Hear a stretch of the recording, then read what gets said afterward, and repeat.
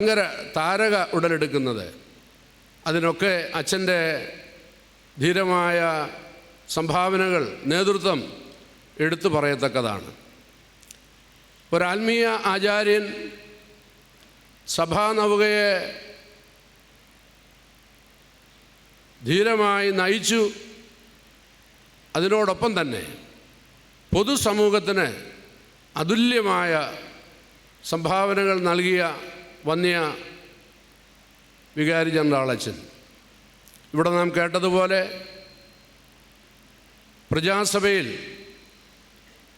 ഈ തിരുവല്ല താലൂക്കിനെ 7 സംവത്സരക്കാലം പ്രതിനിധാനം ചെയ്തു എന്ന് മാത്രമല്ല, ആ കാലയളവിൽ നിലനിന്നിരുന്ന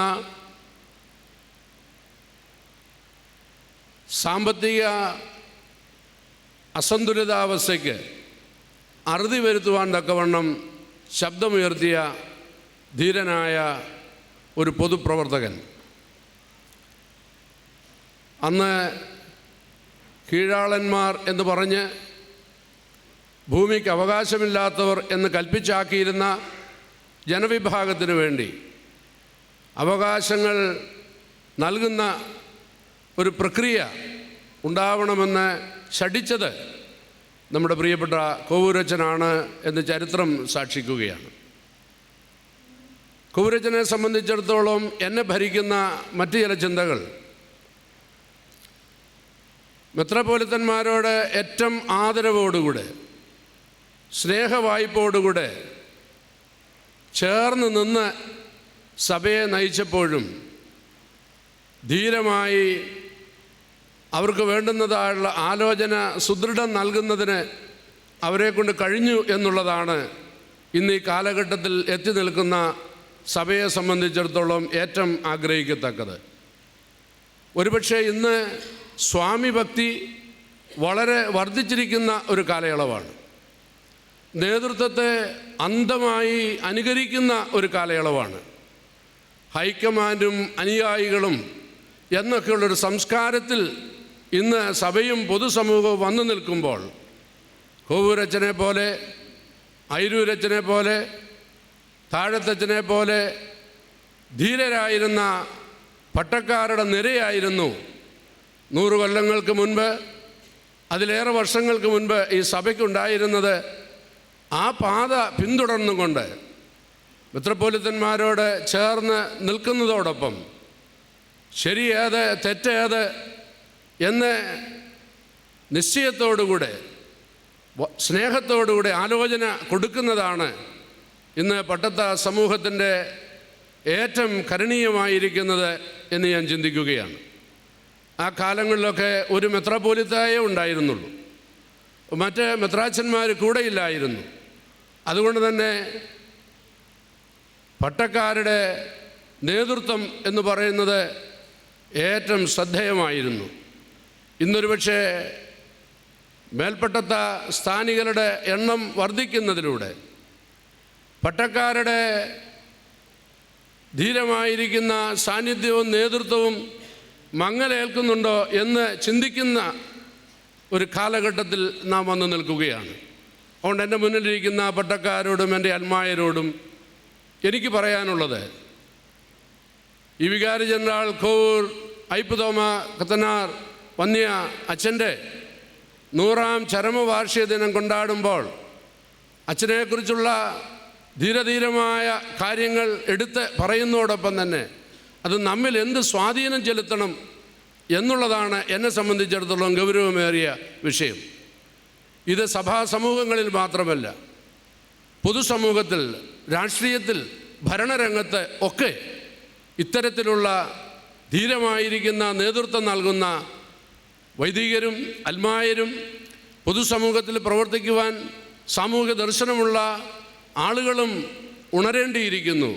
തെറ്റ് കണ്ടാൽ തെറ്റാണെന്ന് പറയുന്നതിന്, ശരിയെങ്കിൽ അതിനോട് ചേർന്ന് നിന്ന് അതിനെ വർദ്ധമാനമാക്കി തീർക്കുവാൻ എന്ത് നഷ്ടം സഹിക്കേണ്ടി വന്നാലും അത് തങ്ങളുടെ ഉത്തരവാദിത്വമാണ്, കടമയാണ് എന്നുള്ള ചിന്തയോടുകൂടെ പ്രവർത്തിക്കുമ്പോഴാകുന്നു സഭയും പൊതുസമൂഹവും ഉയർച്ചയിൽ നിന്ന് ഉയർച്ചയിലേക്ക് വരുന്നത് എന്നുള്ള കാര്യം തിരിച്ചറിഞ്ഞുകൊണ്ട് അതിനൊക്കെയുള്ള ആലോചന ലഭിക്കുന്ന വിധത്തിൽ ഈ സമ്മേളനം ഉപകരിക്കട്ടെ എന്ന് ഞാൻ പ്രാർത്ഥിക്കുകയും അതിന് തക്ക പ്രഭാഷണം നടത്തുന്നതിന് എന്തുകൊണ്ടും ശ്രദ്ധേയനായിട്ടുള്ള പ്രിയപ്പെട്ട ബാബു പോൾ സാർ തൻ്റെ വിശുദ്ധനായിരുന്ന പിതാവിൽ നിന്ന് സാംശീകരിച്ചിട്ടുള്ള പൗരോഹിത്യത്തിൻ്റെ ശ്രേഷ്ഠമായിരിക്കുന്ന ഗുണഗണങ്ങളെ മനസ്സിലാക്കിയിട്ടുള്ള ഒരു വ്യക്തി എന്നുള്ള നിലയിൽ സഭാ നേതൃത്വത്തോടെ അങ്ങേയറ്റം ചേർന്ന് നിന്ന് അവർക്ക്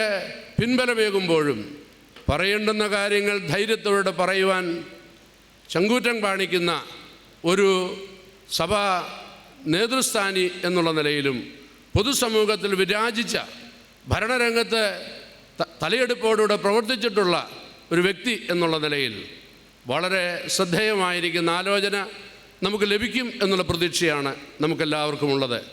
പ്രിയപ്പെട്ട സാറിനോട് സഭയ്ക്കുള്ള ഏറ്റവും വലിയ ആദരവ് ഇത്തരുണത്തിൽ ഞാൻ രേഖപ്പെടുത്തുന്നു. പ്രിയപ്പെട്ട കോവൂരച്ചൻ്റെ കുടുംബാംഗങ്ങളായി, ബന്ധുജനങ്ങളായി, മിത്രങ്ങളായി വന്നു ചേർന്നിരിക്കുന്ന പ്രിയപ്പെട്ടവരെ, അച്ഛനെ നമുക്ക് നൽകിയ ദൈവത്തിന് നന്ദി പറയുന്നതോടൊപ്പം തന്നെ അച്ഛൻ നമുക്ക് കാട്ടിത്തന്ന ഉദാത്തമായിരിക്കുന്ന ശ്രേഷ്ഠമായിരിക്കുന്ന ആ നേതൃത്വത്തിൻ്റെ വഴിയിലൂടെ സഞ്ചരിപ്പാൻ ഇന്ന് ഈ സുദിനത്തിൽ പ്രതിജ്ഞയെടുത്തുകൊണ്ട് ഈ സമ്മേളനത്തെ ഒരു മഹാസംഭവമാക്കി തീർക്കുവാൻ ദൈവം തമ്പുരാൻ സഹായിക്കട്ടെ എന്ന് പ്രാർത്ഥിക്കുന്നു. എല്ലാവർക്കും മംഗളം. ദൈവം നമ്മെ അനുഗ്രഹിക്കട്ടെ. വിജ്ഞാനത്തിലും വീക്ഷണത്തിലും പുതിയ മാതൃകകൾ കേരളീയ സമൂഹത്തിന് സമ്മാനിച്ച ധിഷണാശാലിയാണ് doctor D Babu Paul IAS. ഭരണരംഗത്തും വിദ്യാഭ്യാസ രംഗത്തും പ്രവർത്തന ശൈലിയിലെ വ്യത്യസ്തത കൊണ്ടും നിലപാടുകളിലെ ആർജവം കൊണ്ടും ശ്രദ്ധ നേടിയ വ്യക്തിത്വം. വേദ ശബ്ദരത്നാകരം എന്ന ബൈബിൾ ഡിക്ഷണറി ഇദ്ദേഹത്തിൻ്റെ ഏറ്റവും വലിയ സംഭാവനയായി എക്കാലത്തും വിലയിരുത്തപ്പെടും. ഈ ബഹുമുഖ പ്രതിഭയെ അസാധാരണ വ്യക്തിപ്രഭാവത്തിന് ഉടമയായിരുന്ന കോവൂരച്ചൻ്റെ അനുസ്മരണ സമ്മേളനത്തിൽ മുഖ്യ പ്രഭാഷകനായി ലഭിച്ചത് ഞങ്ങൾ ഏറ്റവും ഭാഗ്യമായി കരുതുന്നു. ബഹുമാന്യനായ ബാബു പോൾ സാറിനെ മുഖ്യ പ്രഭാഷണത്തിനായി സ്നേഹപൂർവ്വം ക്ഷണിക്കുന്നു. അഭിവന്യ തിരുമേനി, പ്രിയപ്പെട്ട മന്ത്രി ശ്രീ മാത്യു ടി തോമസ്, വികാരി ജനറൽമാർ അടക്കമുള്ള വൈദികരെ, സഹോദരി സഹോദരന്മാരെ,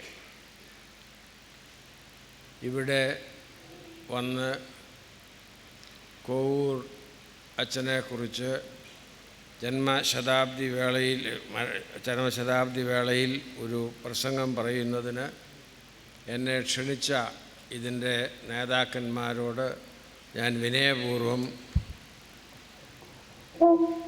നന്ദി പറയുന്നു. അഭിവന്യ എബ്രഹാം മാർ പൗലോസ് തിരുമേനിയുടെ സാന്നിധ്യം എന്നെ ഓർമ്മിപ്പിക്കുന്നത് ഇത് ഒരു യാക്കോബായ സഭയുടെ സമ്മേളനമാണ് എന്നാണ്.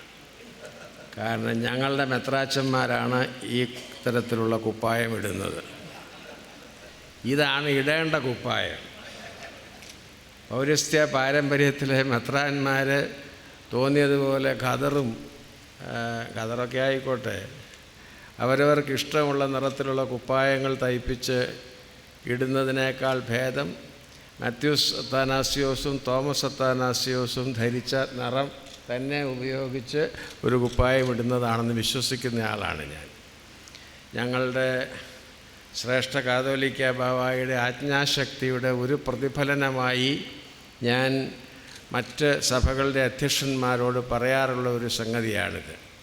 ഞങ്ങളുടെ പത്രികീസ് വിഭാഗത്തിൽപ്പെട്ട മെത്രാന്മാരുടെ എല്ലാവരുടെയും കുപ്പായം ഒരേ നിറമാണ്. പട്ടം ഏറ്റ് കഴിയുമ്പോൾ തന്നെ ബാവാ തിരുമേനി അവരോട് പറയും, തോന്നിയ നിറത്തിലുള്ള കുപ്പായമൊന്നും വാങ്ങിച്ചിടരുത്. ചില സ്കൂളുകളിൽ യൂണിഫോം സപ്ലൈ ചെയ്യാമെന്ന് പറയുന്ന പോലെ നിങ്ങൾ അന്വേഷിച്ചാൽ കിട്ടുമില്ലെങ്കിൽ തുണി ഞാൻ വാങ്ങിച്ചു തരാം. എല്ലാ മെത്രാന്മാരും ഒരുപോലത്തെ കുപ്പായം വേണം ഇടാനായിട്ട്. അപ്പോൾ അതുകൊണ്ട് എബ്രഹാം മാർ പൗലോസ് തിരുമേനിയുടെ ഈ കുപ്പായത്തിൻ്റെ നിറം കാണുമ്പോൾ ഞാൻ മത്സ്യം വെള്ളത്തിൽ കിടക്കുമ്പോൾ അതിന് തോന്നുന്ന സുഖമാണ് അനുഭവിക്കുന്നത് എന്ന് പറഞ്ഞുകൊള്ളട്ടെ. പൗലോസ് തിരുമേനിയുടെ പ്രസംഗം നിങ്ങൾ ശ്രദ്ധിച്ചുവെങ്കിൽ ഒരു പ്രധാനപ്പെട്ട ഗുണം ആ പ്രസംഗത്തിൽ സൂക്ഷ്മമായി നിരീക്ഷിച്ചാൽ കാണുന്നത് തിരുമേനിയുടെ പ്രസംഗത്തിന് ഒരു പള്ളി ഛായ ഇല്ല എന്നുള്ളതാണ്. നമ്മളുടെ മിമിക്രിക്കാർ കൊണ്ടു നടക്കുന്നൊരു പരിപാടിയുണ്ട്. അതിനകത്ത് ഒരേ പ്രസംഗം യാക്കോബായ, ഓർത്തഡോക്സ്, മാർത്തോമ, കത്തോലിക്ക 4 അച്ഛന്മാർ പറയുമ്പോൾ എങ്ങനെയാണ് അവരുടെ ശബ്ദവും സ്വരവും മാറുന്നത് എന്ന് കാണിക്കുന്നതാണ്. വലിയ രസമാണ് അത് കേട്ടുകൊണ്ടിരിക്കാൻ.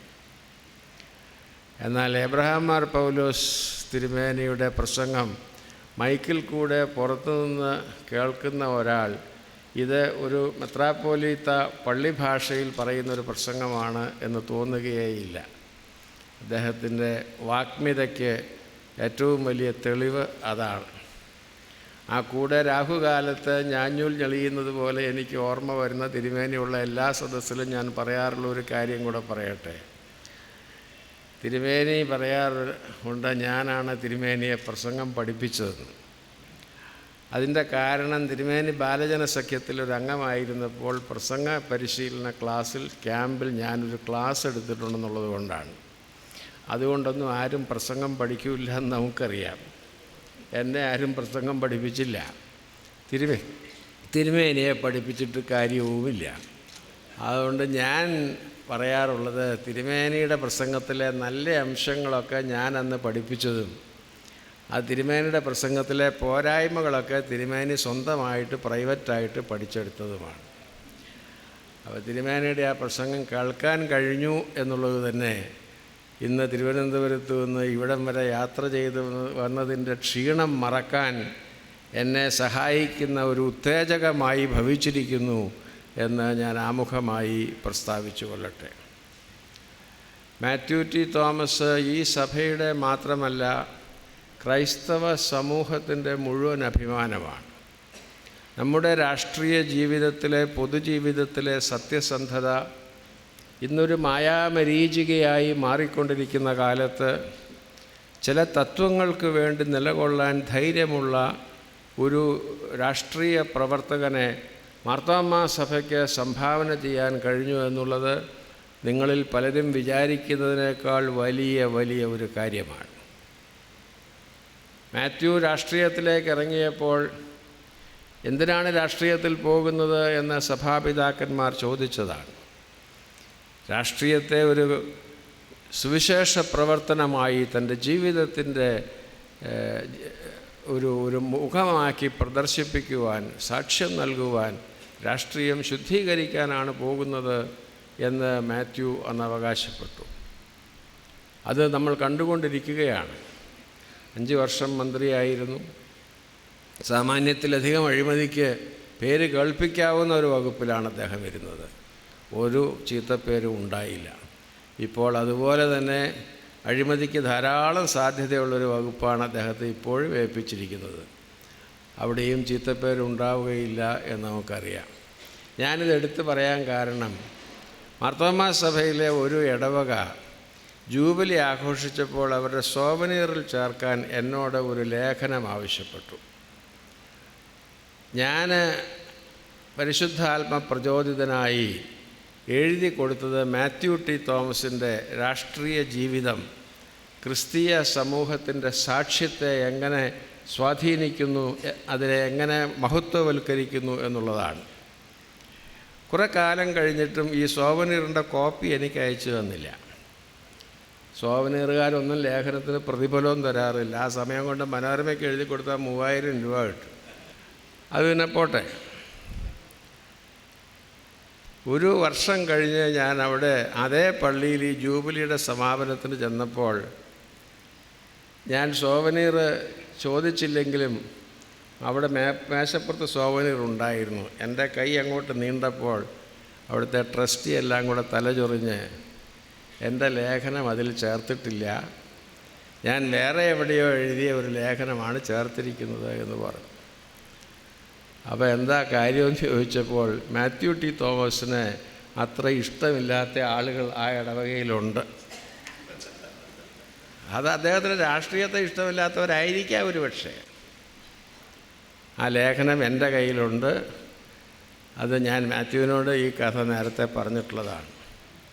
അതുകൊണ്ട് മാത്യു ടി തോമസിനെ ഞാൻ ഇവിടെ നിന്ന് പ്രശംസിക്കുമ്പോൾ അദ്ദേഹത്തിൻ്റെ രാഷ്ട്രീയ കക്ഷിയുടെ ആധാരത്തിൽ എഴുതേണ്ട പേര് പോലും എനിക്ക് അറിഞ്ഞുകൂടാ. ഏകദേശമായിട്ട് അറിയാവുന്നേ ഉള്ളൂ. ആധാരത്തിൽ എഴുതുമ്പോൾ ഇന്ന കക്ഷിയാണെന്നൊക്കെ പറയണമല്ലോ. അപ്പോൾ അതുപോലും എനിക്ക് അറിഞ്ഞുകൂടാ. പക്ഷേ മാത്യു ടി തോമസ് ഒരു പൊതുപ്രവർത്തകനാണ്.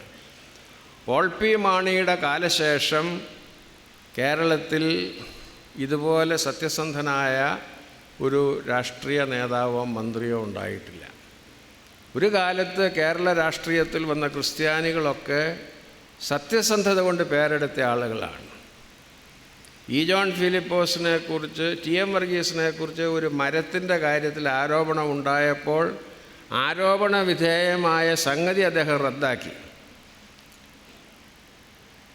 ഇ ജോൺ ഫിലിപ്പോസിനെ കുറിച്ച് ആരോപണം ഉണ്ടായപ്പോൾ അദ്ദേഹം രാജിവെച്ചു.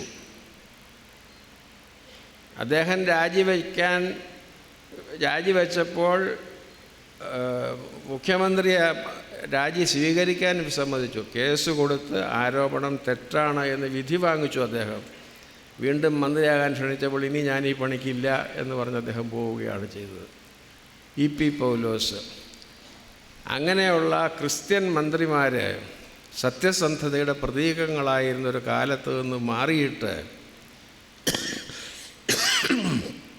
ക്രിസ്ത്യാനി ആയതുകൊണ്ട് പ്രത്യേകിച്ച് സത്യസന്ധനാകണമെന്നില്ല എന്നൊരു ധാരണയിലേക്ക് നാം വന്നിരിക്കുന്ന ഈ കാലത്ത് Mathew T Thomas Thiruvalla SC കവലയിൽ ഹൈമാസ്റ്റ് വിളക്കുണ്ടോ എന്നെനിക്ക് അറിഞ്ഞുകൂടാ. ഉണ്ടെങ്കിൽ അതുപോലെ ഒരു ഹൈമാസ്റ്റ് വിളക്കായി നമ്മുടെ സമൂഹത്തിൽ പ്രശോഭിക്കുകയാണ് എന്നുള്ളത് മാർത്തോമാ സമുദായത്തിലെ അംഗങ്ങളെങ്കിലും കൃത്യമായി അറിഞ്ഞിരിക്കണമെന്നുള്ളത് കൊണ്ടാണ് കോവൂരച്ചനെക്കുറിച്ച് പറയുന്നതിന് മുൻപ് മാത്യു ടി തോമസിനെ കുറിച്ച് ഞാൻ പറഞ്ഞത്.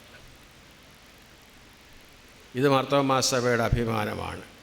ഈ കാലഘട്ടത്തിൽ മാർത്തോമാ സഭയ്ക്ക് എങ്ങനെയാണോ മാത്യു തൻ്റെ കൃത്യനിർവഹണത്തിലെ സത്യസന്ധത കൊണ്ടും നേതൃത്വസിദ്ധി കൊണ്ടും അടയാളമായിരിക്കുന്നത്, അതുപോലെ 100-ലധികം വർഷങ്ങൾക്ക് മുൻപ് ഈ സമൂഹത്തിൽ മാർത്തോമാ സഭയെ അടയാളപ്പെടുത്തിയ ആളായിരുന്നു കോവൂരച്ചൻ.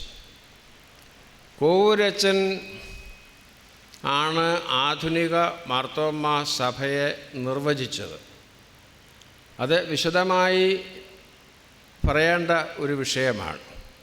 എങ്കിലും ആമുഖമായി ഞാൻ പറയട്ടെ. ഫിലിപ്പിൻ്റെ കൈസറിയായിൽ വെച്ച് ഞാൻ ആരാണെന്നാണ് നിങ്ങൾ പറയുന്നത് എന്ന ചോദ്യത്തിന് അങ്ങ് ദൈവപുത്രനായ മിശിഹായാകുന്നു എന്ന് പത്രോസ് പറഞ്ഞു. ആ പത്രോസിന്മേൽ, അഥവാ പത്രോസ് ഏറ്റുപറഞ്ഞ വിശ്വാസത്തിന്മേലാണ് കർത്താവ് സഭയെ പണിതത് എന്ന് നമുക്കറിയാം. എന്നാൽ ആ കാലത്തെങ്ങും, ആ പ്രദേശത്തെങ്ങും ഇല്ലാതിരുന്ന പൗലോസാണ് സഭയുടെ കെട്ടുപണിക്കാരനായി അറിയപ്പെടുന്നത്. സഭയുടെ അടിസ്ഥാനപരമായ ലിറ്റർജി, ബൈബിൾ, ഹയരാർക്കി ഇതൊക്കെ പുറകോട്ട് ചികഞ്ഞു പോയാൽ പൗലോസിലാണ് ചെന്നെത്തുക, പത്രോസിലല്ല.